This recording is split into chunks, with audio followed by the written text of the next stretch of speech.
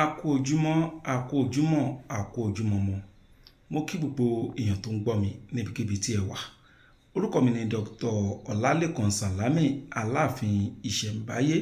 Mo tún dé lákọ̀tún lónìí fún àǹfààní ẹni tí ò bá mọ ẹni tó ń sọ̀rọ̀.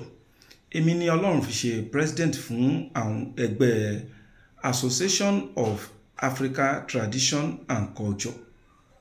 Ìta máa ń ṣe nínú ẹgbẹ́ tí mo dárúkọ yìí òun náà ni pé a máa ń kọ́ra wa ní lílo ewé àtegbò àti àwọn nǹkan tó jẹ́ nǹkan ìbílẹ̀ Yorùbá. Kì í ṣe ẹgbẹ́ aláwo, kì í ṣe ẹgbẹ́ òkùnkùn, bẹ́ẹ̀ sì ni kì í ṣe ẹgbẹ́ ìmùlẹ̀. Ẹgbẹ́ ọmọ Yorùbá lásán ni, ipe kakọ̀ máa fi dára wa lẹ́kọ̀ọ́. Kò sí experience kankan tó waste láyé yìí. Ohun tí à ń ṣe nínú ẹgbẹ́ náà nìyẹn. Kò túmọ̀ sí pé ẹgbẹ́ àwọn oníṣègùn, ẹgbẹ́ gbogbo ọmọ Yorùbá, ordinary person ó lè darapọ̀ tí ò tiẹ̀ mọ̀ kankan nípa ewé àtegbò. Irú ẹni bẹ́ẹ̀ á wá padà di èèyàn tó mọ̀. Ohun tí à ń ṣe nínú ẹgbẹ́ wa nìyẹn. Kò wá sírú èèyàn tí ò lè darapọ̀. Wòlíì lè darapọ̀, bẹ́ẹ̀ sì ni àfáà lè darapọ̀. Ẹni tí ó kì í ṣe wòlíì tí kì í ṣàfáà náà ó lè darapọ̀. Babaláwo lè darapọ̀. Ẹni tí ó kì í ṣe babaláwo lè darapọ̀. Businessman lè darapọ̀. Gbogbo ọmọ Yorùbá pátápátá òun ni ẹgbẹ́ náà wà fún. Members tá ti ní nínú ẹgbẹ́ náà sí wọ́n ti lé ní 200. Wọ́n tó wá ń gbọ́ mi, ìwọ náà lè darapọ̀ mọ́ ẹgbẹ́ náà. Kí wá ní àǹfààní tẹ máa darapọ̀ mọ́, tẹ bá ti darapọ̀ mọ́ ẹgbẹ́ náà?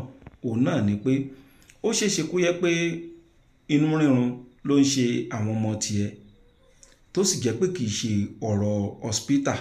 Kí ló fẹ́ ṣe sí? Ọ̀pọ̀lọpọ̀ èèyàn ló ti kó sọ́wọ́ oníjìbìtì. Ọ̀pọ̀lọpọ̀ èèyàn náà ti máa sọ fún pé nítorí inú tó ń run ọmọ ẹ̀yẹn, ó gbọ́dọ̀ ṣètùtù, ó gbọ́dọ̀ ṣèrápadà, ó gbọ́dọ̀, bẹ́ẹ̀ sì ni àgbo onírun lásán ni irú èèyàn bẹ́ẹ̀ nídìí. So tó bá wà ní irú ẹgbẹ́ tí mò ń darúkọ fún yín yìí, Association of Africa Tradition and Culture, tí wọ́n bá ti sọ síbẹ̀ pé inú run ọmọ mi ni, kí ni nǹkan ta lè lò sí? Kì í ṣe ẹgbẹ́ tó máa sọ fún ẹ pé mo wá. Bó ṣe béèrè yẹn, ìbéèrè ọkàn ló béèrè, èèyàn bíi 20 wọ́n lè dá ẹ lóhùn nínú àwa more than 200 tá wà nínú ẹgbẹ́ yẹn. So o lè rí more than 40 ìdáhùn lórí pé tínú bá ń rùyàn báyìí náà máa ń ṣe sí. So ìwọ náà ti mọ oògùn yẹn nìyẹn. Ìjọ tó bá tún ṣẹlẹ̀ sẹ́lòmíì, ìwọ náà lè dá wọn lóògùn. Ohun tá à ń ṣe nínú ẹgbẹ́ náà nìyẹn. Ìwọ tó yẹ pé oògùn orí fífọ́ òun ni ìwọ mọ̀ tó darapọ̀ mọ́ ẹgbẹ́ náà, ó ṣeéṣe kó yẹ pé ẹ̀yìn dídùn òun ló máa wá oògùn ẹ̀. Orí fífọ́ tí wọ́n mọ̀ yẹn, tó bá kọ́ èèyàn nínú group tí gbogbo kálukú jàǹfààní ẹ̀, ẹlòmíràn á sọ̀rọ̀ ẹ̀yìn dídùn, ìwọ náà pẹ̀lú àwọn tó máa jàǹfààní ẹ̀. Tó bá yẹ pé nǹkan ẹyọkan ló mọ̀ tẹ́lẹ̀, wà wá padà di èèyàn tó mọ nǹkan nígbà. Ohun tá à ń ṣe nínú ẹ̀ nìyẹn. Ẹgbẹ́ náà dá fún oníṣègùn ìbílẹ̀, bẹ́ẹ̀ sì ni ó dá fún ẹni tí kì í ṣe oníṣègùn ìbílẹ̀, torí tó bá darapọ̀ àwọn nǹkan tó mọ̀ tẹ́lẹ̀, ìwọ náà wà máa mọ̀. Ẹ wá mọ̀ pé tèmi bá ti ń polówó ẹgbẹ́ AATC, mi ò lè ṣe kí n má yọ̀ǹda nǹkan kan fún wa.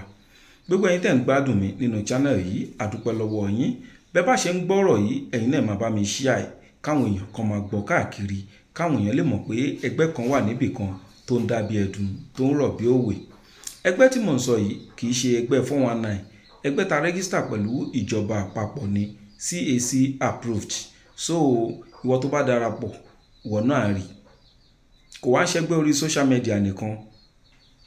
Ẹgbẹ́ tó yẹ pé a máa ń ríra wa lójúkorojú ni. Ibi téèyàn ń gbé, ibi téèyàn wà kò ní kankan ṣe pẹ̀lú ọ̀rọ̀ ẹgbẹ́ náà. Tí wọ́n bá fẹ́ darapọ̀, ẹ kàn sí Dr. Ọlálékan Sàlámì lórí WhatsApp number mi 08028565188.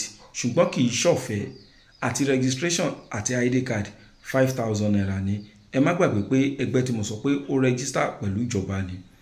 So tẹ́ bá ti kàn sí mi ní WhatsApp pé àkáǹtì wo la máa send owó náà sí, tí bá ti fún yín lákáǹtì yẹn, immediately tẹ́ bá ti send owó náà, a máa add yín mọ́ ẹgbẹ́ náà lórí WhatsApp. Ní tí mo wá fẹ́ kọ́ wa lónìí òun náà ni pé ọ̀pọ̀lọpọ̀ èèyàn ló máa ń complain nípa à ń jẹun lójú oorun. Kí la lè ṣe sí? Kí làwọn àgbàlagbà Yorùbá náà ṣe sí láyé àtijọ́? Ọ̀pọ̀lọpọ̀ oògùn ló wà lórí oúnjẹ ojú oorun, ṣùgbọ́n eléyìí tí mo fẹ́ sọ fún wa yìí, èyí tó yẹ pé tí a bá fẹ́ jẹ lójú oorun, oúnjẹ náà kò tiẹ̀ ní wọ ọ̀nà fún wa rárá, òun ni mo fẹ́ sọ. Àwọn kan wà, mo ti sọ, nípa tàbájẹ́ bí ò ṣe ní ìpalára aburú kankan lára wa. Ṣùgbọ́n èyí tí mo fẹ́ sọ yìí àti ẹ̀ ní jẹ́ lójú oorun rárá, kò ní lọ lọ́nà fún wa.